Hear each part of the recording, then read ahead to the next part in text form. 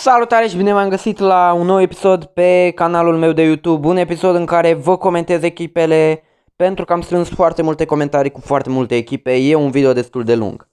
Înainte să încep videoul, vreau să vă mulțumesc că mi-ați dat echipele și vă mulțumesc și mai mult că v-ați abonat. Am făcut 69 de abonați și gata cu golurile mici. Următorul gol este de 100 de abonați. Nu știu, sper să reușim să facem în curând 100 de abonați. Deci da, dacă sunteți noi pe canal, dați un subscribe și ajutați-mă, pentru că nu vă costă nimic să dați un subscribe sau un like. Deci, da.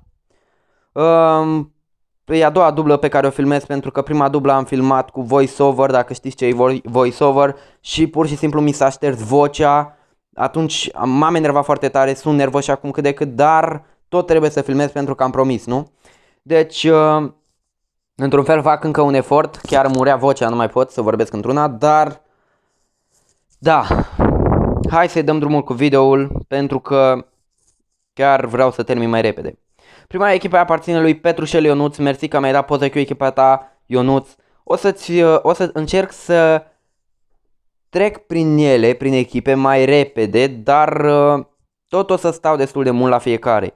Și o să vă zic schimbările și nota și mai stăm puțin de vorbă. Deci, schimbările pe care ți le sugerez eu ție sunt să-l schimbi pe Cannavaro cu Hierro și pe acela Adama Traore. Știu că e bun, dar sfatul meu este să-ți iei altceva. Sunt alți Raimid, cum ar fi Nabri, e mai bun și foarte ieftin Nabri. Dacă mi-ați urmat sfatul și l-ați vândut când a trebuit, înainte de Team of the Season, îmi mulțumiți acum, credeți-mă. Pentru că acum e 1.900.000, înainte era 3 milioane, deci da. Dacă se aud zgomote pe fundal, e vântul, vreau să știți că e vântul. Deci bate vântul foarte tare. Dar, da, nota pentru tine, doar atât mai am să zic. Nota pe care ți-o dau, Petrușel sau Ionuț, cum vrei să zic, este 9. Alea singurele schimbări pe care trebuie să le faci pe Cannavaro și Adama Traore. Dar cam atât cu echipa ta. V-am zis să moare vocea. Cam atât cu echipa ta. Hai să-i dăm drumul cu echipa lui Cosmin Dumitrescu. O să-i zic doar Cosmin. Și echipa ta e una bună, dar ce trebuie tu să schimbi la ea este în primul rând acel Kovacic. Nu știu nimic despre el, dar nu știu, nu prea pare că se potrivește în echipa ta, nici el, nici Cancelo. Deci sfatul meu este să încerci să-ți lei pe Toni Kroos de 95, Santi Cazaro sau Parejo de 98, făl. Chiar e foarte bun. Striker Benzema e foarte bun, dar poți să-l faci pe Benzema Team of the Season gratis, așa că nu știu, joacă și fă-l. Hagi e un cam foarte bun, dar camuri mai bune găsești unul pe market, și anume Vidal. E mai bun ca Hagi, opinia mea. Și dacă nu, Zidane. Dar pentru Zidane trebuie să te chinui și trebuie să ajungi FIFA Master. E mai greu, așa că pur și simplu mai ușor e să le iei pe Vidal. Deci, da.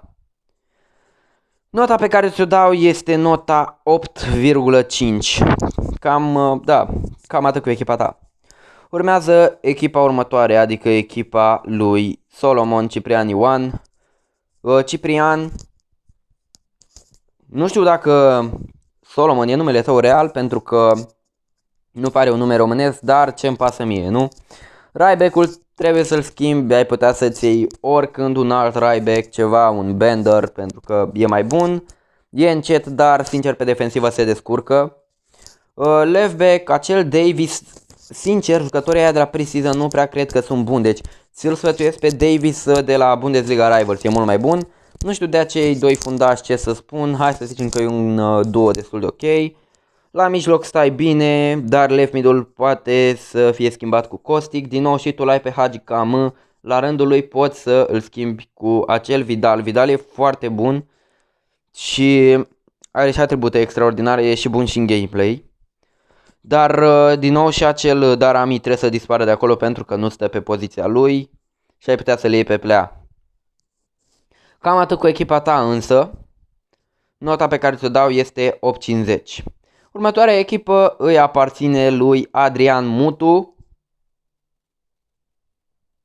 Să mă uit un pic de atac, mă uit puțin în echipa lui și chiar nu văd ce schimbări în afară de că ai putea face și tu, ți-l sfătuiesc tot pe Vidal, pentru că, da, ca să nu vă mai tot zic iar pe Zidane, iar pe Zidane, pentru că mi-a dat și o seama că să ajungi FIFA Master nu e așa ușor, deci Vidal e o alternativă a lui Zidane, ca să spun așa, este bun.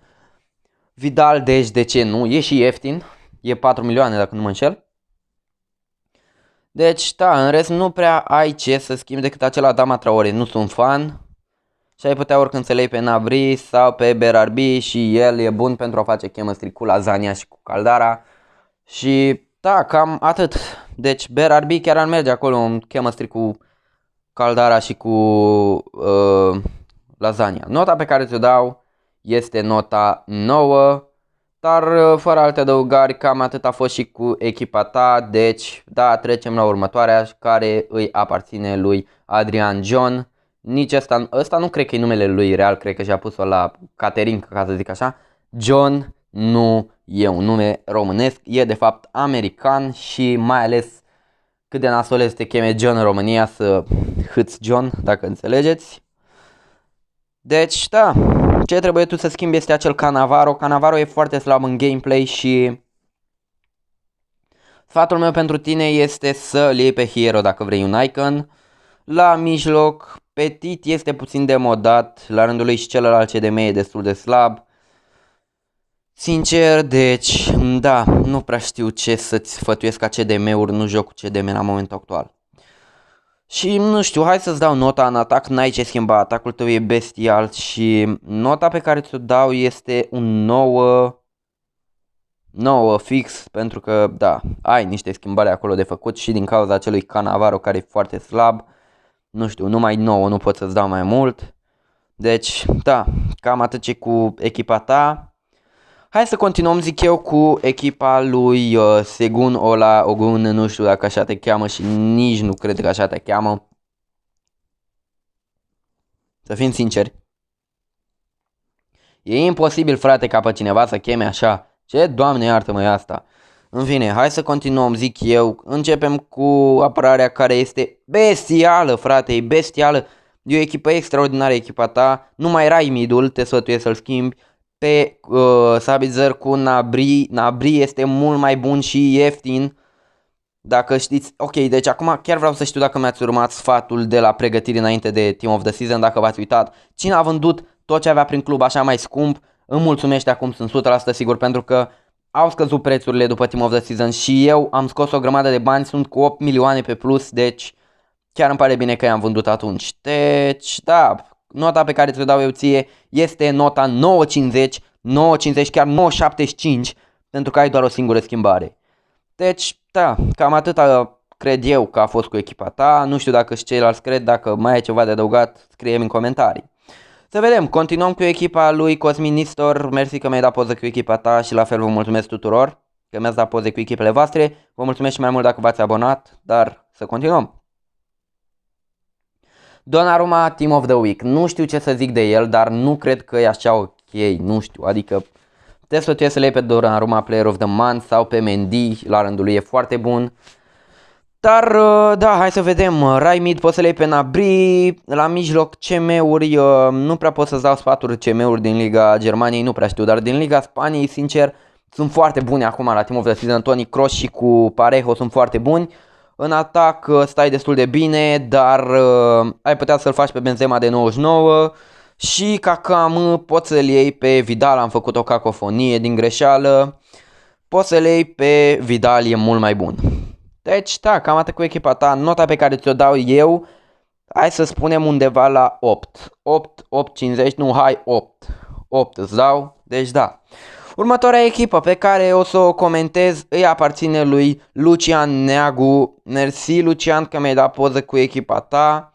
Hai să vedem ce echipă ai. Apărarea e destul de ok, dar sfatul meu este să încerci să treci pe Anglia sau pe Spania. Nu știu de Bundesliga ce să mai zic acum.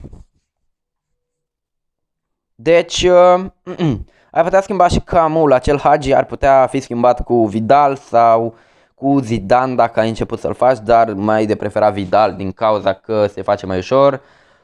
Atacanții destul de ok, dar Lasagna nu prea se înțelege bine cu acel Sancho și te sfătuiesc să le iei pe Plea. În locul lui Benzema de 94 poți să ți-l faci pe Benzema de 99, e free to play, deci de ce nu? Și da, Rai mid, left mid și CDM extraordinari, deci cam nu, astea sunt schimbările în legătură cu echipa ta.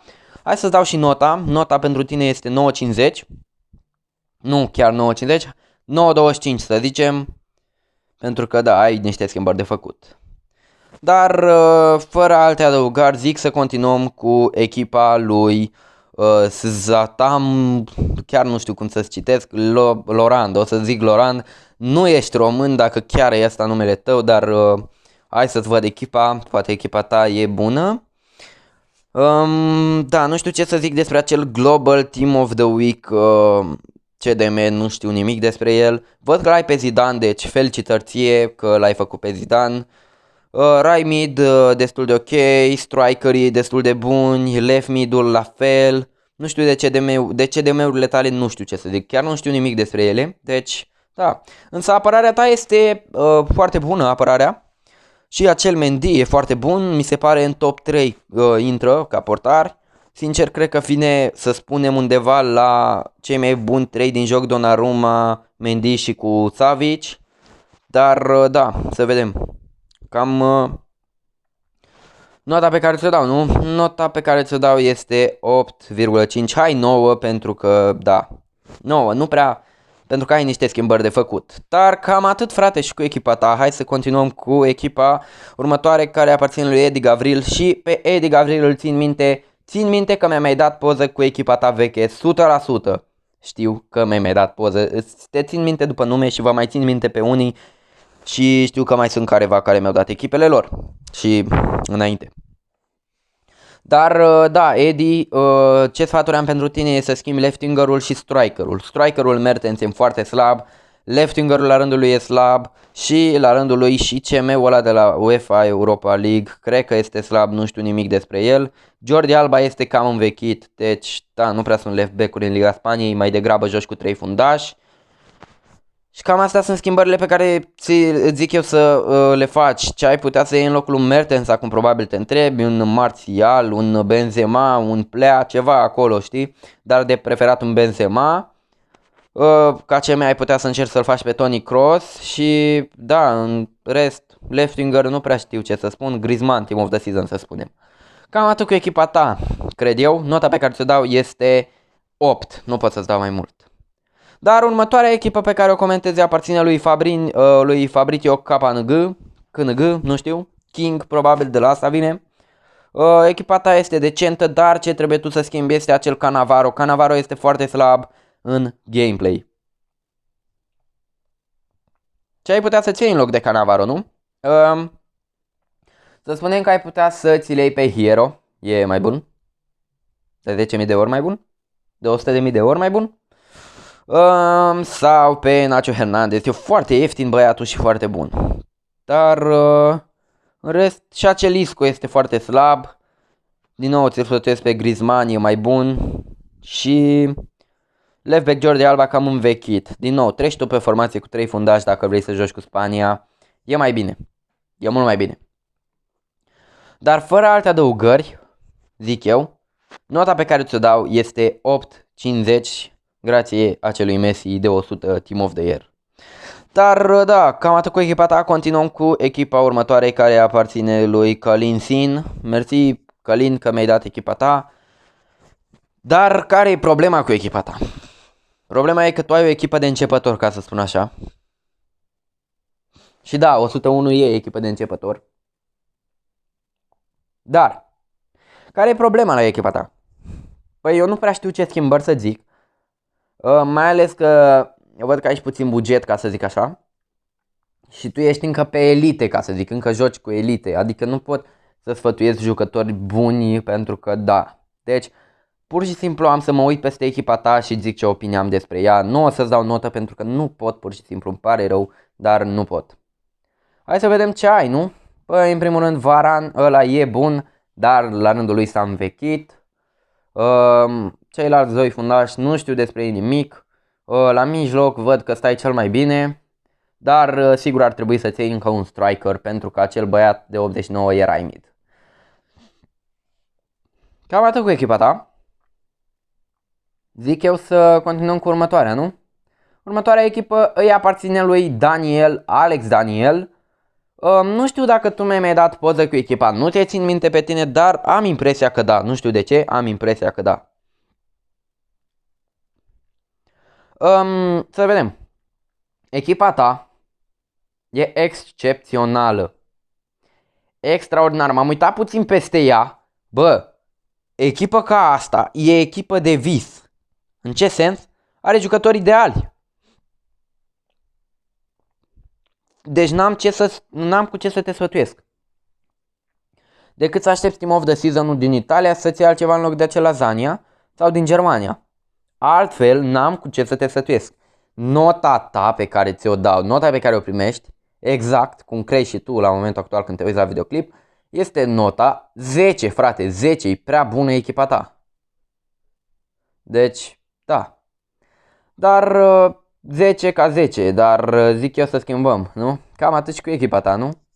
Următoarea echipă îi aparține lui Eddie Eddie AV, dacă știți pe televizoarele alea vechi exista AV și pe AV intrai ca să te uiți, nu știu, la ce te uitai pe atunci, că chiar nu știu, mă întreb dacă mai am vreun televizor de la prin casă, dar nu cred că mai am nici prin, nu știu, un loc unde țin eu lucrurile mai vechi, nici pe acolo, nu cred că mai am. Dar în fine, hai să trecem la echipă, că până la urmă nu vreți să mă auziți vorbind despre un televizor vechi. Singurul lucru pe care ți-l sfătuiesc să schimbi este Raimid Gnabry și să schimbi strikerul în sensul să-l pui pe el în partea aceea lângă Raimid, în partea dreaptă, pentru a face chemistry cu acel Gnabry. În rest chiar nu prea am ce schimba. Nu prea ai ce schimba. Și ai putea totuși să le iei pe Plea. Na, hai și asta ar merge, că e mai bun Plea decât băiatul ăla. În rest nu prea am ce să schimb, nu prea ai ce să schimb, deci da, super echipă, frate, big like. Nota pe care ți-o dau este 9,50. Următoarea echipă pe care o comentez îi aparține lui Ionuț Badea. Mersi că mi-ai dat poză cu echipa ta. Dar din prima zic, ai o schimbare foarte importantă de făcut. Și anume, acel Casillas e foarte slab. De ce? Pentru că e foarte mic de înălțime. Are 1,83 dacă nu mă înșel. Dacă mă înșel, spuneți-mi cât are în comentarii. Dar, da, nu știu, o fi el bun la atribute, dar în gameplay nu prea cred că e așa wow. Nu l-am întâlnit în niciun match până acum și ai făcut o mare prostie dacă l-ai luat pe el, pentru că e și untradable, deci nu prea ai la ce să-l folosești, opinia mea. În rest, apărarea destul de ok, mijlocul ai putea să ți-l iei pe Sabitzer și în loc de acel striker, nu știu, încearcă și tu Martial. Nota pe care ți-o dau este 7,50, nu pot mai mult. Dar da, cam atât și cu echipa ta. Hai să vedem următoarea echipă care îi aparține lui Ionuț Cristian. E una din ultimele, dacă nu penultima echipă pe care o comentez. Hai să vedem. Ție zic să-l schimbi pe acel Cannavaro pentru că e slab. Poți să-l iei oricând pe Hierro ca Icon, e mult mai bun și nu e așa greu de făcut, să fim sinceri. În prima zi nu-ți cumperi jucători să faceți VC-ul pentru că știi și tu că sunt scumpi. Deci aștepți încă 2 zile și îl faci. Și din nou Raimid Gnabry e mai bun sau Berardi pentru a face chemistry cu acel Lasagna. Dar da, nota pe echipa ta este... Bă, aici mi-e greu un pic să mă gândesc. M-aș gândi să-ți dau un 8,50, dar... hai să zicem că îți dau 9. Să zicem că îți dau 9. Nu știu, 9,25, da, cam așa cred, 9,25 zic eu, pentru că ai niște schimbări de făcut. Dar cam atât și cu echipa ta, hai să continuăm cu echipa următoare, echipa lui Gabriel Agaftei. De ce l-am lăsat la urmă pe Gabriel? Sincer, n-am idee, dar știu, Gabriel, că pe tine sigur te știu, chiar cred că în 2 episoade cu comentez echipele abonaților mi-ai dat echipa ta. Sau așa cred, dacă nu mi-ai dat în primul, dacă nu mă înșel, dar știu sigur că tu mi-ai dat-o, te țin minte, frate. Deci, ce trebuie tu să schimbi este portarul, ia-l pe Pope sau pe Mendy pentru că ar face chemistry cu acel Gabriel. Și pe Cannavaro poți să ți-l iei pe Hierro, e mai bun. Poți să încerci să îți iei De fapt cam atâta, nu. Deci, da. Să-l schimb pe Cannavaro cu Hierro și pe acel Henderson cu Pope sau cu Mendy. Am sughițat? Da, am sughițat, nu știu de ce am sughițat. Dar da, cam atât ce cu echipa ta. Nota pe care ți-o dau este 9,50. Și da, hai să terminăm episodul, ca să zic așa. Dacă v-a plăcut episodul meu, nu uitați să dați un like din nou. Dați un like, trimiteți și prietenilor, că dacă poate le place și lor FIFA-ul și vor să vadă un content. Dar fraților, cam atât a fost, cred eu, că cam atât a fost și cu acest episod. Uitați-vă și la celelalte videouri de pe canal, urmează un video interesant. Eu am fost Fire Phoenix, v-am lăsat. Pa!